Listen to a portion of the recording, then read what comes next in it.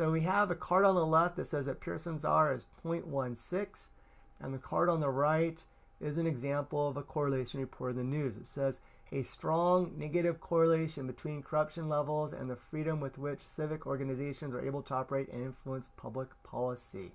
So that came from one of the websites, and you'll see that it has here strong negative correlation, and what we're going to zero in on is the fact that this is a strong correlation being reported. So we're going to compare a strong correlation with a correlation of 0.16 and select the weakest of those two correlations. So the closer a correlation is to 0, the weaker it is.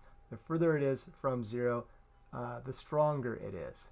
When we're exploring, when we're looking at how a correlation is reported, if a correlation is strong, then that means that the absolute value of Pearson's R was 0.7 or greater. If a correlation is reported as weak, then that means that it's the absolute value of the Pearson's R is less than or equal to 0.3. And if the correlation is reported as moderate, then that means that the absolute value of the correlation is between 0.3 and 0.7. And absolute value simply means ignore the sign. So if the correlation were a positive 0.52, then it would fall between the 0.3 and the 0.7. And if it was a negative 0.52, the absolute value would again fall between the 0.3 and the 0.7. So by doing this activity, you're becoming more comfortable and familiar with how correlations are categorized and seeing some examples of how they appear in the news. And of course, one of the things that I'm sure you've been told before is that correlation does not imply causation. So anytime you see that a correlation is reported, that does not mean that there is necessarily a cause and effect relationship. There could be, but it's not evidence that that is the case. It just lets you know that you can make predictions. So here I'm looking at positive, strong positive correlation. So correlation of 0.16 is weaker. This says it's moderate, so negative 0.94 is stronger. This here says it's moderate, negative 0.8 is stronger. So I shouldn't have clicked on it. I should have clicked on the weaker one. So if you make an error, the correct answer will be highlighted for you.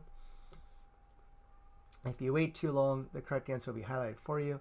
So this is a strong correlation, so I'm not going to click on that. I'm going to click on the weaker one. As you can see, I waited too long. Negative 0.08 is closer to 0, so that's the correct answer.